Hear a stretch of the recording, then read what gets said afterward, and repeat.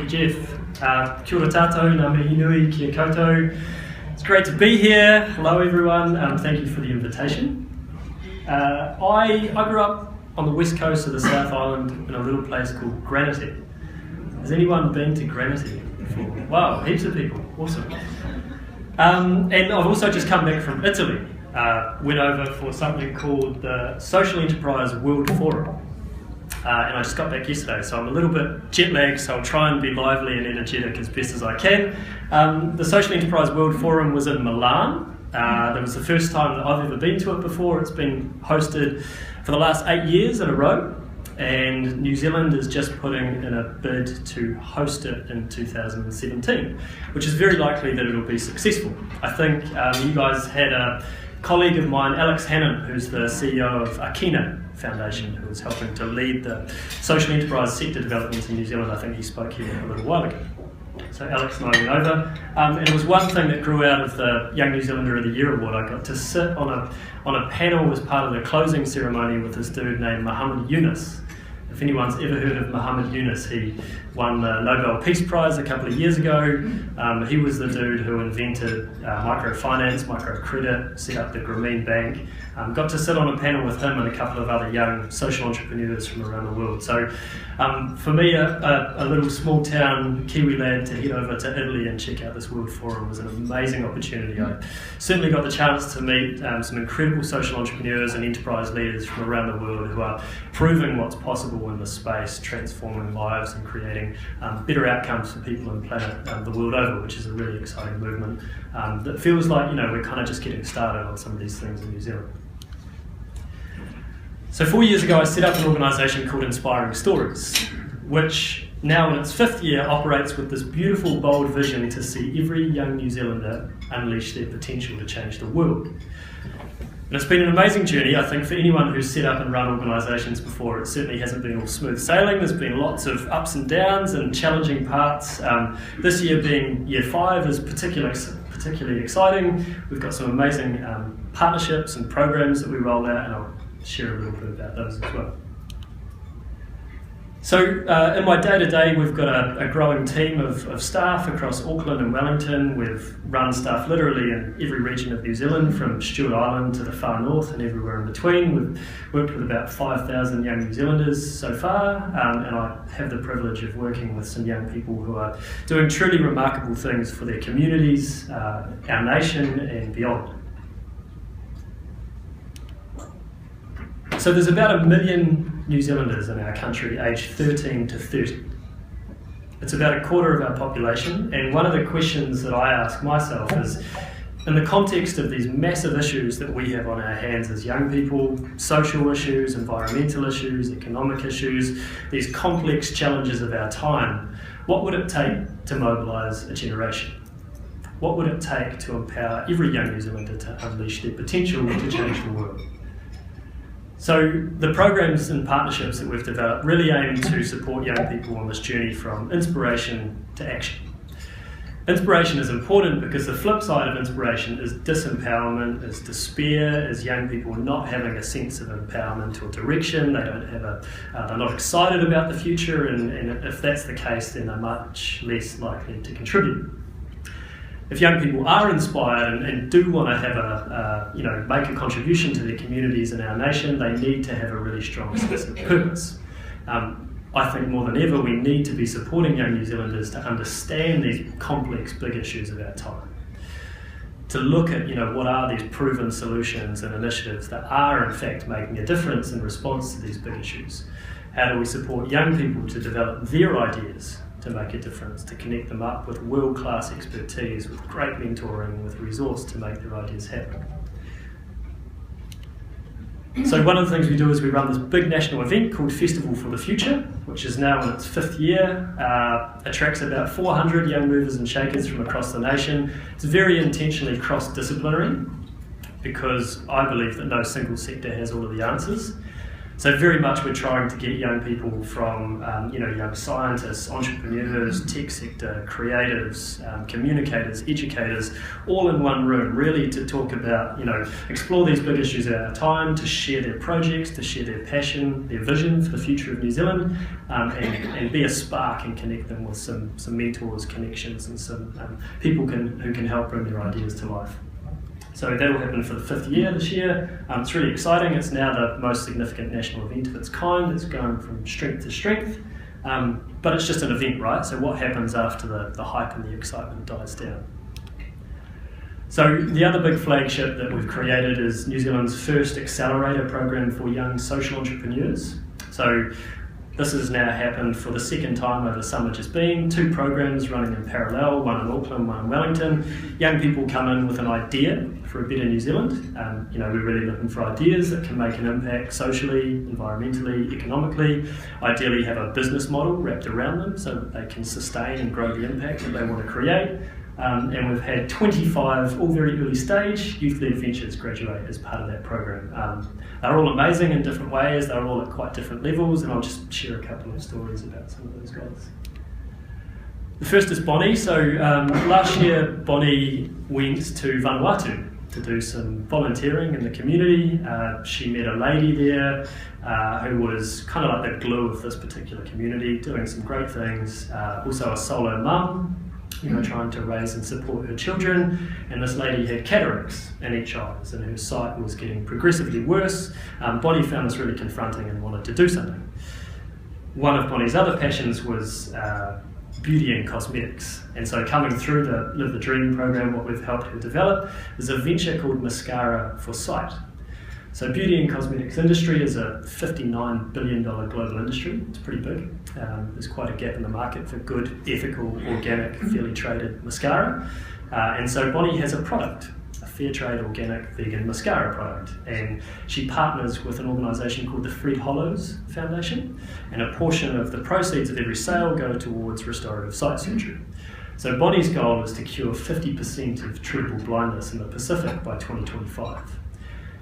Bonnie's 19. Bonnie's just quit university to work full-time on her venture. She's going from strength to strength. She's got some amazing support around her. The US Embassy have just supported Bonnie to head over to the Global Entrepreneurship Summit in Kenya. President Obama will be there. She'll get a chance to connect with entrepreneurs from all around the world. She's received the only scholarship, I think, for any New Zealander to head over. And she's a compelling example of what young New Zealanders are capable of. Nick, another one of our alumni. Nick's a musician. He's toured New Zealand in bands around the country for the last few years, absolutely loves it. Nick's pet peeve was when he walked into supermarkets around the country, and up on the screens in the supermarket they'd be playing a whole lot of kind of 80s pop hits, mostly from artists from the other side of the world. And whilst that's great on one hand, Nick seen an opportunity. He thought, imagine if those screens were used to celebrate and support New Zealand talent, our emerging artists in New Zealand, and why aren't we doing that? How possible would something like that be? When he looked into that a little further, he found out that the royalties paid to offshore artists for being displayed on these screens in supermarkets, if that was actually showcasing emerging New Zealand artists, that if even just the biggest supermarkets in our country were to do that, would divert an extra $5 million every year into our emerging artists economy. So that's what Nick's working on, is getting that stuff into supermarkets around the country. So we get literally to work with young people who are working to create solutions to problems that they see across all kinds of different industries. Some of them are leading enterprises, some of them are leading campaigns. Taylor Finderup, who's 15 years old, who's up on the Kapiti coast, she found out about this thing called shark finning a couple of years ago. And in Asia in particular, there's a delicacy called shark fin soup. And what happens is, because there's such a high value around that soup now, the fishing industry has been hauling up sharks for years now, cut the fins off and then throw the whole fish back into the ocean. And that's been happening the world over, and Taylor got really frustrated about that and helped to lead a campaign to ban shark finning in New Zealand. and at the ripe age of 14 years old helped to collect 80,000 signatures, present those to Parliament, which then helped to lead to New Zealand banning shark fin, one of the first countries in the world to do so. So certainly we know that young New Zealanders are capable of incredible things, and we want to back them to do this stuff. So now we've worked with about 5,000 young New Zealanders, we've had about 200 volunteers involved, we've provided about 150 scholarships to young people. Around the outside of that, we also run a storytelling and media arm, which is really about increasing the visibility of young people doing great things. And storytelling is important because stories affect our attitudes, our behaviour. Stories define who we are as people, as culture, as a nation. And the more that we increase the visibility of young people doing great things for our nation, the more that starts to shift social norms, the more that raises the aspirations of other young people to do the same. So coming up next, we're working with local government New Zealand and the Mayor's Task Force for Jobs to roll out a new program called Future Leaders. The idea is to recruit, train and support 4 young people from every single region across New Zealand, work with them really intensively for a year to explore some of these big issues, to develop their ideas to make a difference, and give them resource and support to help them lead a movement in their own backyard. Internationally, one of the organisations that we look quite closely at is the Foundation for Young Australians, who have a very similar mandate to us.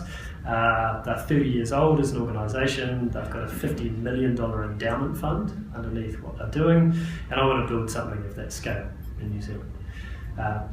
We're not 30 years old as an organisation. We don't have a $50 million endowment fund underneath what we're doing. This year, though, the Ministry of Youth Development did announce $500,000 to invest in scaling some of our programs. Kiwibank have just come on board as a partner. We're working with KPMG, the Akina Foundation, working with Leadership New Zealand, Sustainable Business Network Council, loads of councils and increasingly tertiary institutions across the country. And in New Zealand, still one of the big gaps really is young people can't access money. So they don't have 3 years trading or track record under their belt. A lot of people won't back them to do much. But we do have a lot of support to send young people to university to study, scholarships, for example. So the next big thing for us is launching the Future Fund, which is quite a strong precedent for internationally. So the Future Fund, there's 2 parts to that, working to get $11 million committed by the end of the year, which is bold. 2 ways that we're trying to do that. One is we're going to launch and run New Zealand's biggest ever crowdfunding campaign. We're going to try and crowdfund $1 million throughout the month of September. The other part that we're doing there is we're working to find 5 very affluent New Zealanders who can lend us $2 million each, interest-free, for a 5-year term. That'll be a professionally managed fund by Gareth Morgan Investments, which is now 100% owned by Kiwibank. I'm very close to having the first 3 lenders confirmed. So up until a couple of months ago, it was just a crazy idea, and now it's starting to get real. Pressure makes diamonds, so they say, and trying to get that 10 mil lent committed before September when we launch this big month-long campaign. So I'd love to put the challenge out to Rotary if this is a campaign that you guys resonate with, can Rotary across the nation help us crank this thing? And what the Future Fund would enable us to do is to provide seed funding in the form of grants of anywhere between $500 and $50K to young New Zealanders with great potential, with great ideas to make a difference for their communities, our nation and beyond. So that's me, growing a generation of young New Zealanders to change the world. Does anybody have any questions?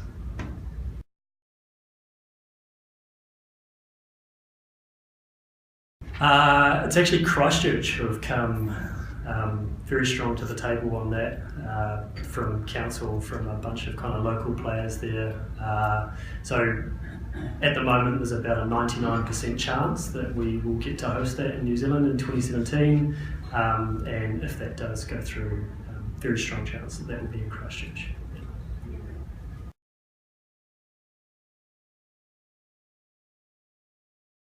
Yeah, it's a good question. So Festival for the Future, this big national event that we run, did start in Wellington. Used to be at Te Papa the last couple of years. I live in Wellington, I love Wellington. One of the challenges was that an organisation in Auckland had a great venue. They offered us a free venue to pay for the tech, for the catering, and that was a 40k bill at Te Papa that made sense for us to take it to Auckland. And so it is in Auckland at the moment. I think we, as an organisation, we have to do what's going to result in better outcomes for young New Zealanders. Certainly we want to have a presence across the country, and we're building a team to be able to better resource that.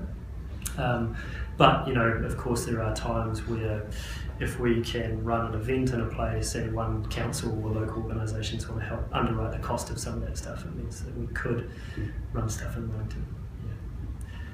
Yeah.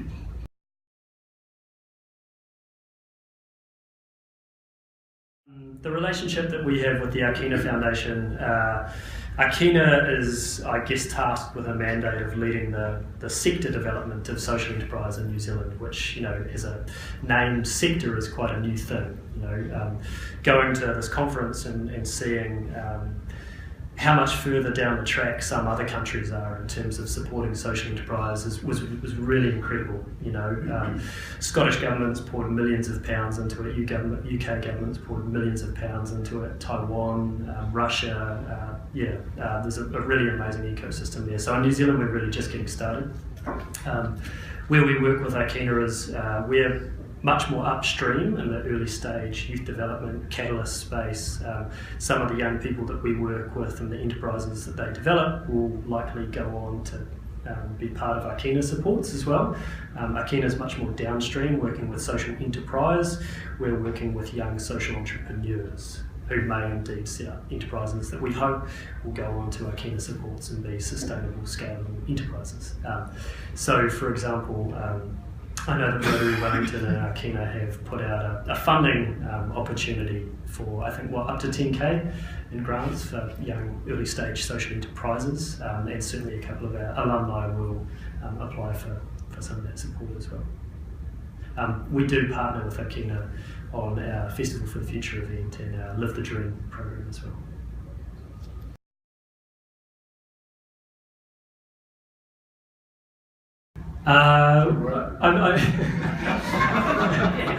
We don't kind of ship them off out the door. We take an inclusive approach to what we do, and so predominantly we would work with 18 to 25-year-olds. I personally believe that there's a really significant time in our lives where our ability to take risk is significant, and particularly amongst that kind of tertiary young professional demographic who are educated. We've got thousands and thousands of well-educated students at university who, if they had a really strong sense of purpose, and access to certain things, I think could do amazing things for this country, but just currently isn't being tapped that well. So once people get to 31, we would hope that they would be engaged alumni and then further re-engage as mentors and contributors towards our programs, which has happened a little bit. And of course they might join Rotary as well, maybe even younger. We are bringing Holly Ransom, who I think is the youngest president of Rotary in the world. She's based over in Melbourne in Australia. We're bringing her over to New Zealand in September for our national event Festival for the Future as well.